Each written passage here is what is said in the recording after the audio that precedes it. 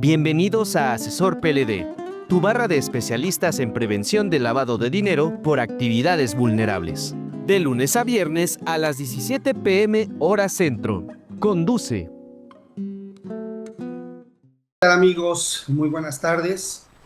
Me da mucho gusto estar de nuevo con ustedes en una emisión más de estos magníficos programas de Asesor PLD. Soy Raúl Díaz, su servidor. Quienes no me conocen, fui administrador central de Asuntos Jurídicos de Actividades Vulnerables del SAT hace ya algún tiempo y tengo cerca de 40 años de experiencia en materia fiscal y en materia administrativa. Y con todo gusto estoy aquí para darles una charla acerca de tópicos relacionados con la prevención del lavado de dinero. Y en ese sentido es que reitero que no se trata de una charla académica, simplemente es una exposición de experiencias, de ciertos conocimientos que hemos adquirido a lo largo de nuestra carrera profesional. Hoy nos toca hablar del tema de la debida diligencia del cliente, que es un elemento fundamental para la prevención del lavado de dinero. Sabemos perfectamente que la debida diligencia, bueno, tiene un antecedente internacional, digámoslo así, dado que está contemplado en la recomendación 10 del Grupo de Acción Financiera Internacional, ¿sí?, dentro de las famosas 40 recomendaciones del GAFI, y que se relaciona también con la recomendación 22, en donde se prevé que todas los elementos y obligaciones que se establecen o reglas que se establecen en la recomendación 10 son aplicables también para las actividades y profesiones no financieras designadas en nuestro país, las actividades vulnerables. Y ahí es en donde se establece nuestra obligación de conocer, de identificar, de verificar quién es mi cliente, quién es mi usuario, yo que realizo alguna de las actividades vulnerables previstas en el artículo 17 de la ley antilavado. ¿Sí? Y bueno, ¿qué es la debida diligencia? Pues consiste en aplicar un proceso debidamente documentado que permita identificar y verificar, decía yo, quién es mi usuario, quién es mi cliente, que me permita conocer qué actividad, ocupación o giro comercial tiene ese cliente y desde luego identificar quién es su beneficiario controlador, ¿sí?, que implica además la DDC, la debida identificación, la debida diligencia del cliente. Pues decíamos también comprender la finalidad y las características de relación de negocios, ¿sí? En el artículo 18 se prevé todas estas circunstancias, ¿no? En la fracción 1, identificar a los clientes, usuarios. La fracción 2, ¿no? Conocer a tu cliente si es que ya llevas una relación de negocios. Vemos cómo todo está entrelazado, ¿sí? Nada es nuevo, todo viene ya pues, de las obligaciones internacionales que México ha adquirido a raíz de las firmas de los convenios internacionales, ¿no? Entonces, hay que evaluar ahora el riesgo de lavado de dinero o el financiamiento al terrorismo con base en las nuevas reglas, ¿no? Y desde luego dar seguimiento pues, a las operaciones y detectar inconsistencias, fraccionamientos, ¿sí?, que es muy común, y comportamientos inusuales. Hablábamos en la charla pasada acerca de las alertas, ¿no?, que son conductas atípicas, ¿sí?, de nuestros clientes, de nuestros usuarios, pero que no necesariamente implican el lavado de dinero o que estén tratando de utilizarnos como un medio para el lavado de activos. Entonces, todo esto que implica, decíamos en un principio, que es la DDC, bueno, pues conservar evidencia suficiente para demostrar ante la autoridad, en este caso ante el Servicio de Administración Tributaria, a través de las diversas unidades administrativas y desconcentradas competentes que llevan a cabo las visitas de verificación, pues tratar de demostrar y acreditarles que las obligaciones fueron cumplidas.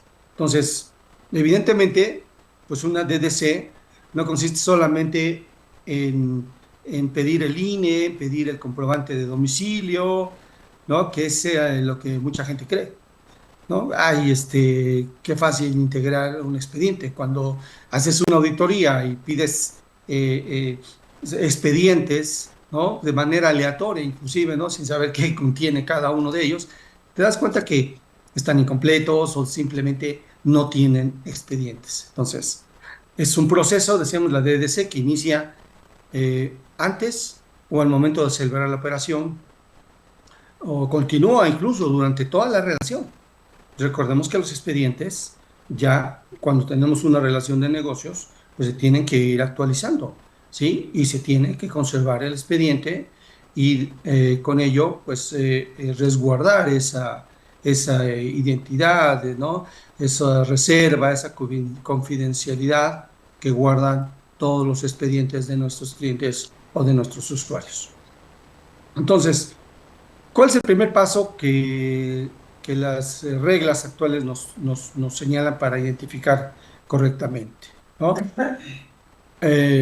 Pues hay que identificar los montos de las operaciones, el tipo de acto u operación, los umbrales, si es una actividad que per se tiene un umbral de identificación, si no, pues bueno, hay que llevar en cualquiera de ambos casos, pues un proceso de acumulación de las operaciones, ¿sí? Checar si hay un excedente, digamos, en el umbral de identificación, bueno, pues empezar a hacer esa acumulación y presentar entonces los avisos que correspondan, ¿de acuerdo? Y si existe la relación recurrente, esta relación de negocios recurrente, pues empezar a presentar los avisos que correspondan, ¿sí? Entonces, una práctica correcta de identificación de clientes, ¿sí? Fracción primera, artículo 18 de la ley, pues exige, exige llevar controles, ¿sí? De mi cliente, de mi usuario, de su beneficiario controlador, el periodo dentro del cual se llevó a cabo el acto de operación, el tipo de operación, ¿sí? Y también tratar de identificar si las operaciones que estamos realizando con ese cliente no están vinculadas o aparentemente fraccionadas, evidentemente, para tratar de evitar que no se alcancen los umbrales de acumulación o inclusive que no se alcance el umbral de identificación. Dentro de esta identificación de nuestros clientes o usuarios, evidentemente, bueno, tenemos que saber identificarlos también a través de su inscripción al RFC, ¿sí? De su localización. Es decir, tratar de obtener información de las operaciones que lleva a cabo y, desde luego, llevar a cabo el registro de sus operaciones, ¿sí? Mantener esta obligación es continua, ¿eh? La de la verificación, la de la identificación de los clientes. Entonces, es muy, muy importante llevarla a cabo, conocer o identificar su órgano de administración, si se trata de un administrador único, ¿sí? Es decir, ¿en quién recae la responsabilidad? ¿Sí? Si es una empresa de naturaleza mercantil, si es un fideicomiso, ¿sí? Porque recuerden que con motivo de la reforma, bueno, ya realiza una actividad vulnerable quien actúa a través de fideicomisos o estructuras jurídicas, algunas son bastante complejas. En ese sentido, bueno, es que la reforma trae esta, digamos, esta responsabilidad ahora para quien realiza la actividad vulnerable, cualquiera de las que se prevén en el artículo 17, pues de identificar a ese cliente, ¿sí? A ese usuario. Y desde luego, pues bueno, esos expedientes a través de los cuales se van a integrar con diversa información y documentación que conforme al artículo 12, si mal no recuerdo, de las reglas de carácter general, pues tiene que realizarse antes o durante la celebración del acto o al momento de establecerse la relación de negocios, ¿sí? Y si es así, pues bueno, la relación es continua y tendremos que actualizar ese expediente anualmente, ¿sí?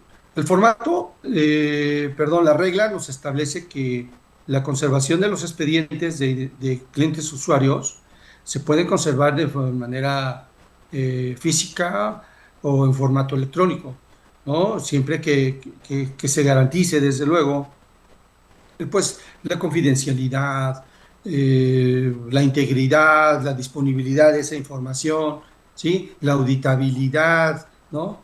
La trazabilidad de las operaciones, la integración, ¿sí? Es decir, no solamente que esa información nos sirva a nosotros, sino desde luego también para que a la autoridad pues le sirvan en un momento en un escenario de visita de verificación, pues llevar a cabo ese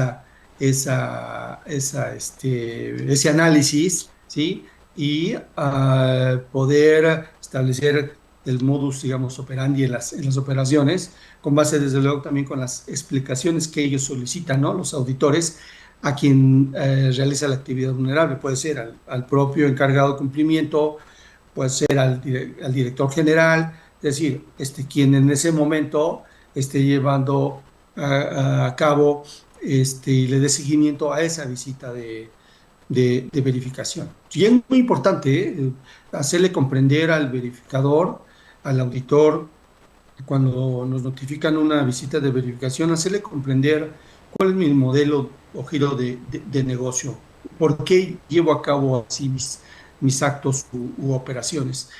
Y crean, a nosotros nos ha funcionado, a ellos cuando les queda claro el modelo de negocio y cómo hacemos o practicamos las operaciones y por qué se hicieron en determinado sentido, lo comprenden y generalmente tenemos muy buenos resultados, ¿sí? Entonces, hay que estar en conocimiento de que conforme a los anexos de las reglas de carácter general, pues nos dan requisitos mínimos, ¿sí? Para iniciar con la identificación del cliente, ¿sí? Con la identificación del usuario. Recordemos que el anexo 3 pues nos dice qué información y qué documentación le vamos a pedir a las personas físicas. El anexo 4 a las personas morales, ¿no? Creo que hay un 4 bis que se refiere a las personas morales de naturaleza pública, ¿no? El 5 me parece, si mal no recuerdo, que es para las personas físicas extranjeras, ¿no? Y así, ¿no? Para las embajadas, el 8 para los fideicomisos, el 9, si mal no recuerdo, es para las entidades colegiadas. Entonces, siempre vamos dependiendo de si se trata de una persona física o moral y su naturaleza jurídica, vamos a utilizar pues el anexo correspondiente. Y normalmente para iniciar esa identificación, ¿verdad? Que no solamente radica en pedirle su INE y su comprobante de domicilio, o su acta constitutiva, su RFC, bueno, generalmente lo que piden los anexos, pues es que sepamos cómo se llama, ¿no? El sujeto, cuándo nació, dónde nació, qué nacionalidad tiene, su actividad, su profesión, ¿no? Su ocupación, dónde vive, su teléfono, su correo electrónico, su RFC, su CURP, su identificación, ¿no? Sus datos de su identificación, su comprobante de domicilio, si tiene un apoderado, esa persona física, ¿no? Un representante, y sobre todo la declaración sobre si tiene o no conocimiento de la existencia del beneficiario controlador, ¿sí? Recuerden que los documentos deben ser legibles, ¿no? Y cotejarse contra sus originales o sus copias certificadas. Creo que es una sana práctica, ¿no? Y es más, creo que así lo exigen las reglas de carácter general. Y tratándose de una persona moral, pues desde luego, pues igual su nombre de denominación, fecha de constitución, nacionalidad, igual, ¿no? Su RFC o número de identificación fiscal del país de que se trate si es que fuera extranjera, cuál es su objeto social, su domicilio, igual teléfono, su nombre de su representante legal, la escritura del documento constitutivo, y si no se contuviera en la escritura relativa los poderes del representante, bueno, pues solicitar, ¿no? Y cotejarlo contra la copia certificada que nos presenten. Y también, desde luego, pues la identificación de ese representante o de ese apoderado y desde luego la información y la documentación del beneficiario controlador. ¿Sí? Entonces, el expediente, decía, no debe limitarse a que contenga contratos, ¿no? O que contenga estados de cuenta, ¿sí? De los bancos. No, debemos de integrarlo con, con, con este acervo de información que nos solicitan o que nos piden reglas de carácter general a que hace referencia la ley antilavado. Recuerden que la cuestión de beneficiario controlador a partir de la reforma a la ley del 16 de julio del año pasado, pues bueno, tenemos que identificar al beneficiario controlador, es decir, debemos de solicitar información y documentación que permita llegar a conocer quién realmente es el beneficiario controlador. Todavía antes de la reforma, se trataba de una autodeclaración, ¿no? Porque pues la ley en la fracción, en el artículo 18, fracción tercera, lo que señalaba, pues era que le solicitáramos una constante, dejáramos constancia de que si le preguntamos al cliente o al usuario acerca de si tenía conocimiento de la existencia del beneficiario controlador, ¿sí?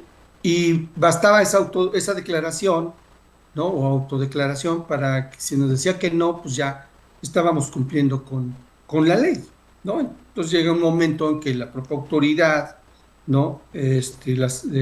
Competente, ese momento, o sea, no es suficiente y las propias observaciones por parte del Grupo de Acción Financiera Internacional nos dijeron, oye, no basta, ¿no? O sea, qué padre que esté así tu ley, ¿no? Pero no basta una autodeclaración, tienes que llegar a fondo, ¿no? Y es por eso que, bueno, hasta el 2025 es que hacen eco de esas peticiones por parte de organismos internacionales de que una autodeclaración no es suficiente y es ahora que se ponen pues más exigentes las autoridades, particularmente el Servicio de Administración Tributaria, ¿no? Entonces, hay que tener mucho cuidado acerca de si, de que una manifestación genérica de que no existe beneficiario controlador, pues ya no tiene un respaldo legal, digámoslo así, ¿no? Sino que la revisión, ¿no? La supervisión o nuestra búsqueda tiene que llevarse a cabo por lo menos a través de un análisis de la propiedad directa o indirecta sobre las acciones que tengan las personas que aparezcan en el acta constitutiva tratándose de personas morales, ¿no? Derechos de voto, facultades de nombrar o no administradores o quitarlos, es decir, que tenga un control de hecho y de derecho, ¿no? Contractual sobre esas personas, ¿no? Y en ese sentido, pues bueno, sabremos y habremos de detenernos a analizar que en esa sociedad existe realmente un beneficiario controlador que ante una afirmación de que no lo conoce. Entonces, vamos a tener mucha atención en eso, ¿sí? Vamos para continuar, vamos a un corte comercial ¿sí? Y estoy de regreso con ustedes en un instante.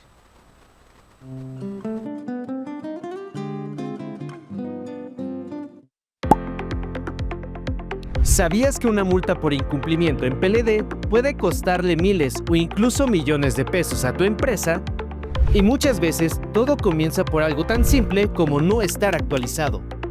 Si realizas actividades vulnerables, un pequeño error es un gran problema. Apóyate con la membresía Asesor PLD.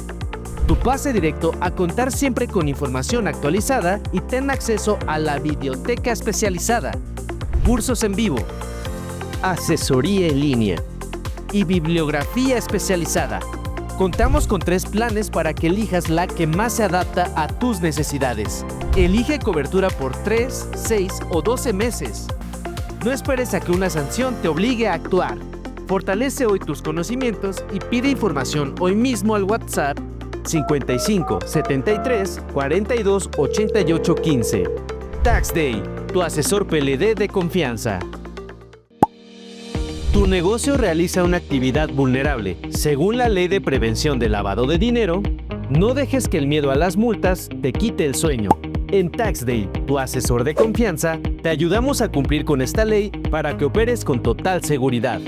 Contamos con los servicios especializados en asesoría en línea en PLD, presentación de avisos y cumplimiento de obligaciones, auditorías de cumplimiento PLD, desarrollo de manuales PLD, apoyo en el llenado y presentación de avisos. Permítenos ser tus aliados y enfócate en hacer crecer tu empresa. Contáctanos hoy mismo. Llámanos o manda un WhatsApp al 55 73 42 88 15. O contáctanos desde nuestra página web taxday.com.mx. Platícanos tus requerimientos y recibe tu cotización. Tax Day, tu asesor PLD de confianza.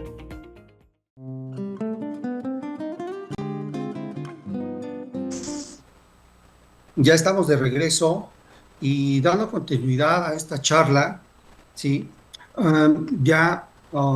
Sabemos que entonces identificar a un cliente no significa nada más pedir, decíamos hace unos momentos, una INE o un comprobante de domicilio o un acta constitutiva, ¿no?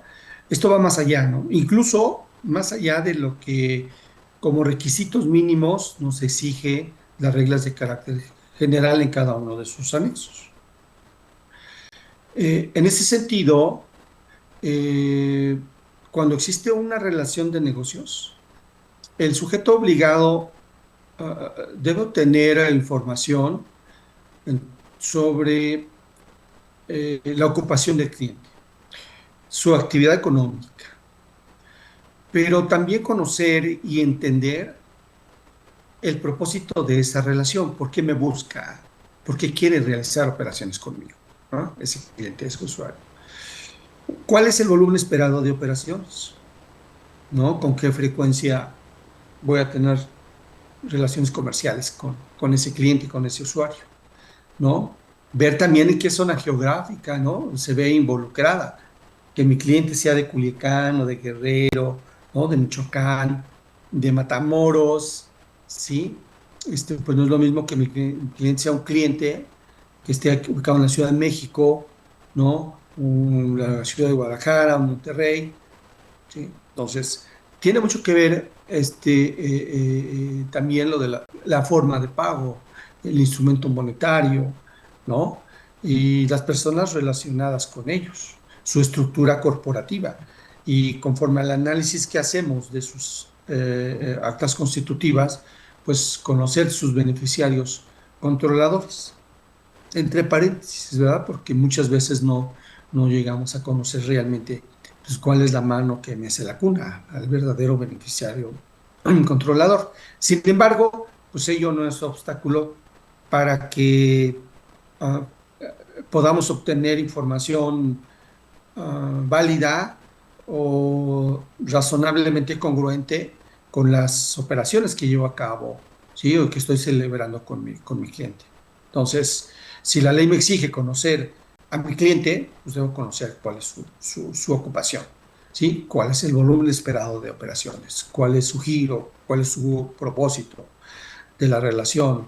¿No? La zona geográfica. Entonces, esto, pues, me va a permitir a mí razonablemente también establecer un registro y determinar, ahora que ya es obligación, pues determinar cuál es mi nivel de riesgo, ¿sí? Entonces, es todo esto que les estoy comentando en cuanto al debido conocimiento del cliente, sus registros, etcétera, pues tiene que permitirme reconstruir y analizar esas operaciones, ¿sí?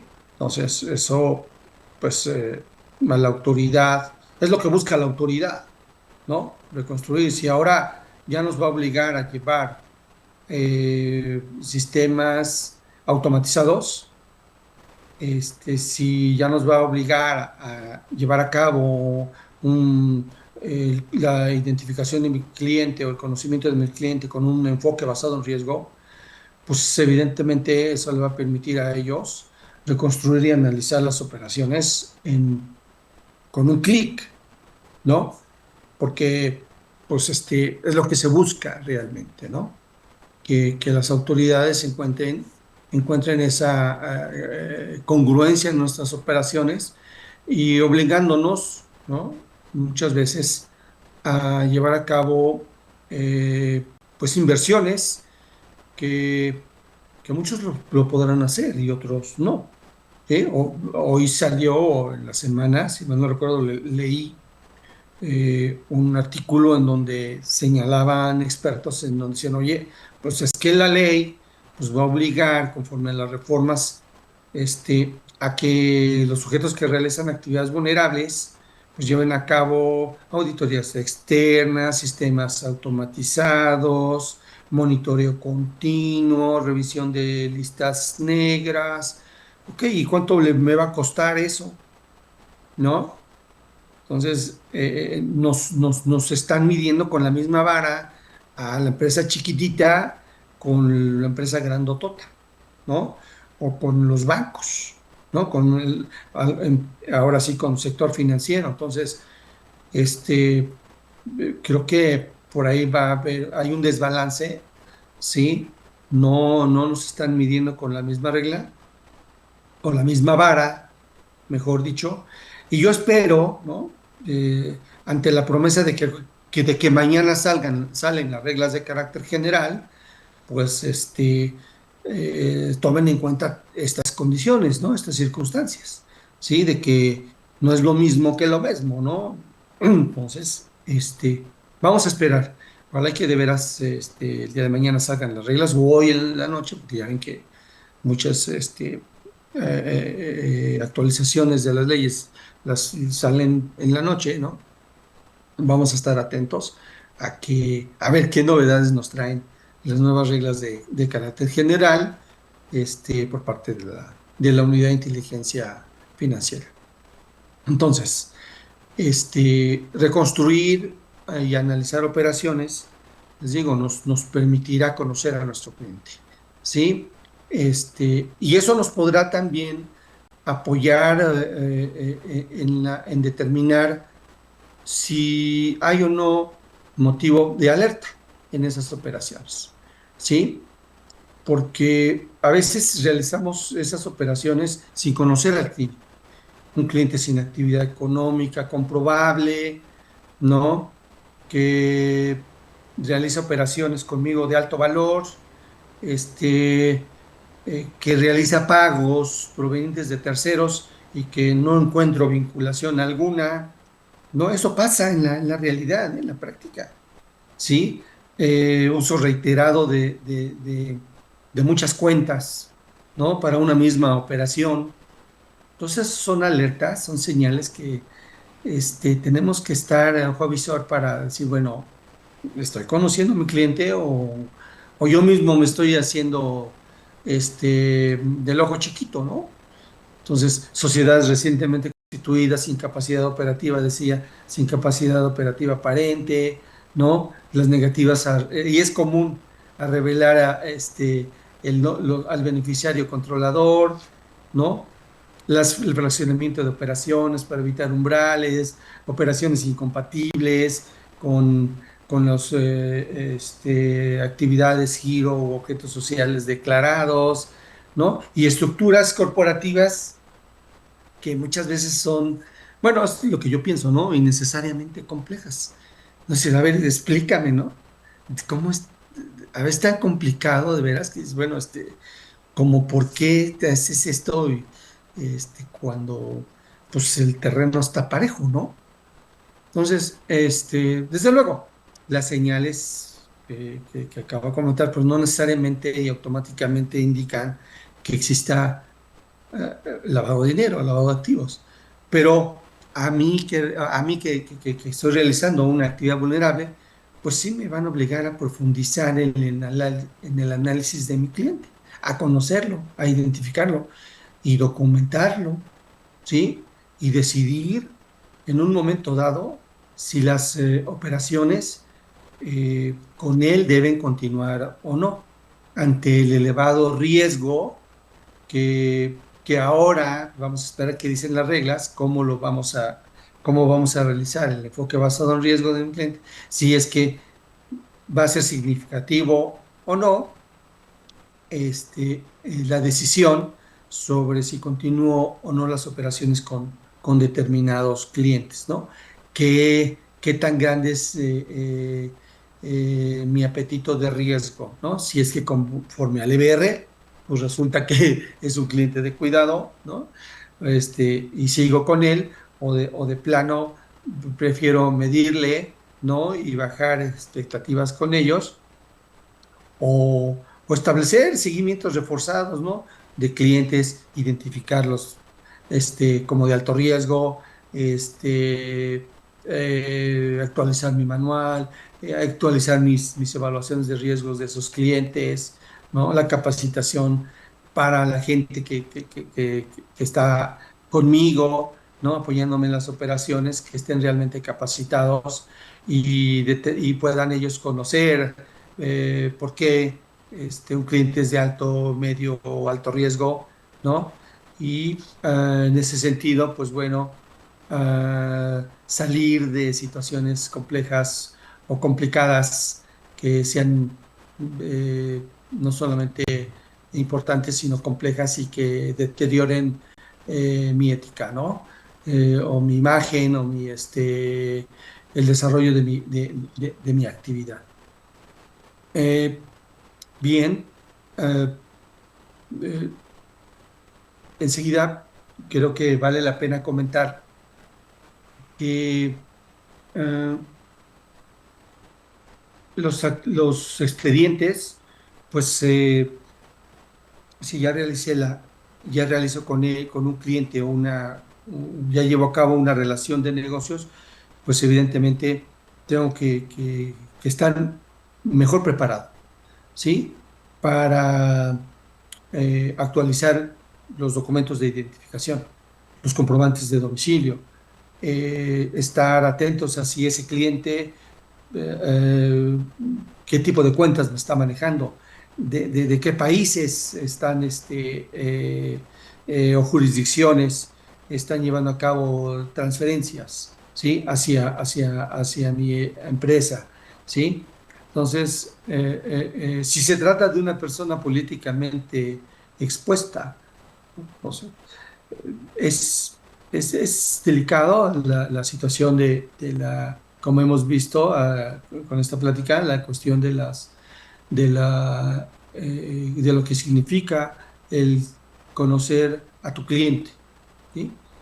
Lo que se establece en la recomendación 10, ¿no? Y relacionada con la 22 de Gafi, ¿no? Y eventualmente nos vamos a encontrar con situaciones por parte de nuestros clientes en donde no quieran darnos o proporcionarnos información. Recordemos que el artículo, déjenme recordar, el artículo 21 de la ley establece para ellos una obligación que es determinante, ¿no? En que tendrán ellos que proporcionarnos la información o la documentación necesaria para yo poder dar cumplimiento a la ley. Entonces, el cliente se niega a entregar esa información o documentación necesaria, lo que la ley dice, pues sabes qué, hermano, pues tienes que abstenerte de realizar la operación. ¿Sí? Es lo que se señala en la ley de manera expresa y de manera determinante, ¿sí? Y nos dice que esa abstención por parte de nosotros para llevar a cabo la operación, pues no me va a generar ninguna responsabilidad. No, imagínate, ¿no? Que todavía me generara responsabilidad. Entonces, sin embargo, en la práctica lo que hemos visto, que muchas veces los sujetos obligados, este, han sido asesorados en el sentido de que hagan constar que se celebró la operación bajo protesta, ¿no? Y entonces eso no es correcto tampoco, ¿sí? O sea, desde mi punto de vista, digo, no sé si eso le sirva al Servicio de Administración Tributaria, ¿no? O en algún momento dado a la Unidad de Inteligencia Financiera o cualquier otra unidad, autoridad, perdón, persecutora de algún delito, ¿no? Ah, se hizo bajo protesta, ¿no? Pues no, yo creo que el perder una operación comercial es preferible al riesgo de asumir una infracción, una imposición de multas, ¿sí? Ahora conforme las reformas, una suspensión, imagínense, ¿no? O una investigación del orden penal. Entonces, creo que por eso hablaba hace rato del apetito de riesgo, ¿sí? Entonces, esos expedientes únicos de clientes y usuarios, pues hay que tenerlos debidamente documentados, hay que resguardarlos, ¿sí? Con avisos, acuses, documentos soporte, y debemos ahora conservarlos 10 años, ¿sí? Con información íntegra, actualizada, disponible, confidencial, auditable, transable, como lo comentamos hace rato, ¿no? Entonces, la DDC, la debida diligencia del cliente, está justificada legalmente, ¿sí? Eh, y consiste en recabar información, consiste en recabar documentación, ¿sí? Y esta información y documentación, pues no debe ser utilizada indiscriminadamente también, ¿no? O conservarla sin controles. Entonces, más nos vale tener ese control de esa gestión, ¿no? Tratando de que no tengamos incidentes de seguridad, de que nuestras medidas administrativas, técnicas o físicas de seguridad sean confiables con la finalidad de que el tratamiento a esa información que es confidencial, que es reservada, pues tenga un debido resguardo, ¿sí? Porque las multas, pues también hay que evitarlas, ¿no? Si no identificamos al cliente, si no identificamos a un beneficiario controlador, si no llevamos a cabo la conservación de esa documentación, pues estamos en un error, ¿sí? Y pues antes de cerrar esta charla por esta tarde, pues me gustaría que nos enviaran preguntas. Eh, Estamos a las órdenes para tratar de darles una orientación. Para eso nos ponemos enfrente de esta pantalla, ¿sí? ¿Sí? Ya saben ustedes, está en las diferentes vías que ya conocen. Y soy Raúl Díaz. Por esta tarde me ha dado mucho gusto estar con ustedes. Es un placer y nos vemos dentro de 15 días en una emisión más de Asesor PLD, en donde previamente a la charla les daremos a conocer cuál va a ser el tópico del que estaremos hablando en esa oportunidad. Muchas gracias, disfruten la tarde, aunque lluviosa, pero disfrútenla. ¿Sí? Buenas tardes y saludos.